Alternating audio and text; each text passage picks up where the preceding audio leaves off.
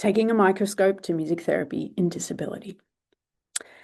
Earlier this year, I heard about an English artist named Willard Wigan. He's a micro artist.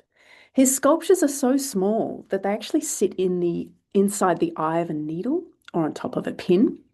He's even created sculptures that fit inside a strand of carpet or like a carpet fiber or even his own hair.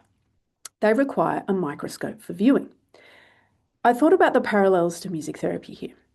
To truly appreciate the detail of Willard Wigan's art, you must view through a microscope. On the surface, our work often looks like one thing. It can look like just fun or something pretty simple that anyone can do. But look through the microscope at music therapy and you uncover so much more. Here we see images of children playing instruments, of children marching and dancing to music. Now, on the surface, it could look like children just enjoying music. Well, yes, they are, and we know that music experiences in early childhood are important. But when we take a look through the microscope, we learn more. These are images from a program called Rhythm and Movement for Self-Regulation, or RAMSR. RAMSR is a carefully designed program put together by music therapists, Professor Kate Williams in the middle here, and myself, along with early childhood educators and researchers from the Queensland University of Technology. And we also have several music therapists on the team who are our RAMSR trainers. This is a program informed by these 4 areas of research, including evidence from music therapy. Now, the vision was to create a low-cost, low-resource program that parents, educators, and professionals can implement, regardless of whether they have a musical training background or not. So we wanted to take the benefits of engaging in music to children who would otherwise not have access to high-quality music experiences or music therapy. And the results? Well, here's a tiny snapshot here. Via 3 randomized controlled trials across Australia and Hong Kong, including 612 children, we know that after just 8 weeks, 2 to 3 times weekly 20-minute sessions, the children who participated in RAMSR had greater improvements in measures involving self-regulation, inhibition, school readiness skills, and pro-social skills. And these effects were sustained in the year following intervention in their first year of formal schooling, well after the program had completed. This program brings an important sustainable resource to the masses, ensuring our children, particularly those in lower socioeconomic and disadvantaged areas, get the best head start to their development that they can get. This is what is possible with music therapists at the helm. Innovation, expertise, training others to use music for non-musical goals. I take you now to my venue here in Meanjin, Brisbane. This is a venue like many other hardworking music therapists across the country. In fact, there are approximately 600 music therapists working in disability in Australia. At these venues, small things are big. We're looking through a microscope daily in disability, and we are celebrating the small changes we see that signify a big gain. It might be vocalizations turning into first words, attentional increases resulting in greater persistence with tasks. It might be emotional expression leading to changes in confidence and more socializing. And now we see a common image. An adult holding a drum or playing a drum, a therapist opposite or beside them. Let's take a microscope to this image. This is an autistic non-speaker with whole body apraxia who communicates via augmentative and alternative methods of communication. He doesn't always arrive smiling.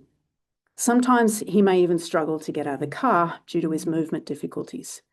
There could be overwhelming anxiety and sensory processing challenges for him too. What you see in this picture isn't playing or listening to drums for enjoyment. It's regulating movement and arousal alertness level. It's making an impact on his nervous system at a subcortical level. This individual has trouble starting, stopping, and executing his movements smoothly. He may be unable to move at all, and in another moment be stuck repeating the same movement over and over again. But before he's even able to hold the drum, we're sometimes here first. No instruments present, no obvious music, but a microscope to this image, and we see this is also music therapy. Very strategic auditory stimulus catered to this individual. A metronome beat, at the same time as proprioceptive stimulus, deep pressure, giving feedback about where his body is. Sometimes anything more than the metronome beat is overstimulating. Anything less is unpredictable and chaotic. To know when to use what type of auditory stimulus and why is really important, particularly for those who are often operating in a fight-flight state. To know how to organise as opposed to disorganise a nervous system with auditory input, this is music therapy. So why is auditory so important? Well, the auditory sense is processed the quickest of all the senses, and it guides the other senses. We hear a sound, the auditory automatically tells us where to look, how to move our body, and our body's position in relation to that sound. If auditory is provided at the same time as another sensory input, then we can strengthen that signal.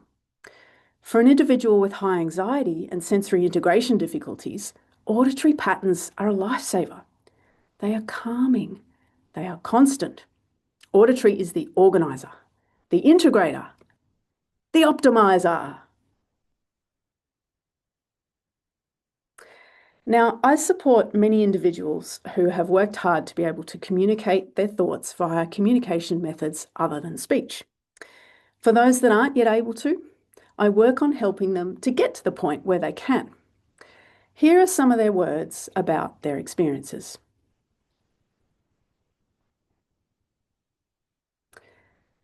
And then here are their words describing how music therapy supports them. So let's take a microscope to these quotes. What's happening in between my body betrays me and I feel calm in my body with music?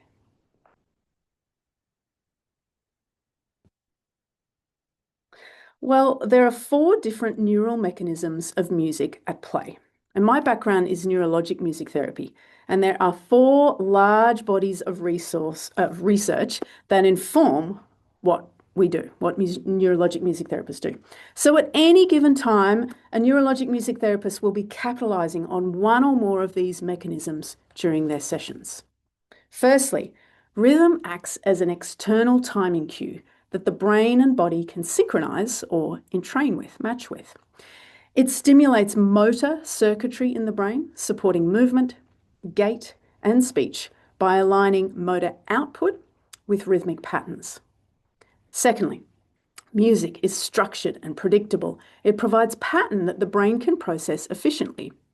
These patterns help with cognitive tasks, including things like memory, attention, and language skills, by reinforcing neural pathways that support learning and organisation. Thirdly, music is not cortically distinct, but rather the networks that are activated are shared or parallel to non-musical tasks. So that means that we can access and improve non-musical functions within a musical task. And finally, music triggers emotional and reward systems in the brain, increasing motivation, increasing engagement, and mood regulation. All of these areas are important in disability. So, from the youngest children, training their hands, eyes, arms, and voice to work together so that they can one day communicate via speech or pointing to words. He hammers and saws and he builds a house for men. Well done. To the older ones, my job is to use music therapy and neurologic music therapy techniques and the most up-to-date latest information I can from neuroscience to help them get to the point where they can communicate their thoughts, where they are regulated, where they are safe to express frustration, where they are understood and accepted. And just like the RAMSR program, to give them the best head start or boost forward that we can, knowing the powerful auditory tool that we can harness. The movement required for pointing to a communication board, it's tough. The coordination of senses required of eyes and hands working together, the timing to ensure that you're coming in slowly enough to reduce likelihood of errors. Now, if you're already assumed to have intellectual impairment, like a lot of the guys that I work with are, assume that if you can't speak, you mustn't understand, there is immense pressure. You want to get that point correct. You want to come in and hit that letter, hit that word.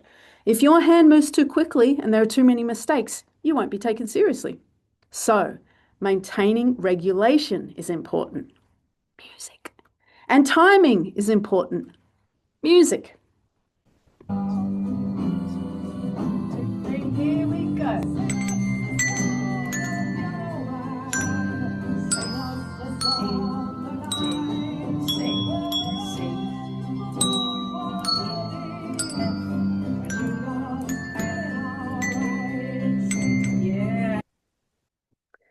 And now to get to this point of controlled movement.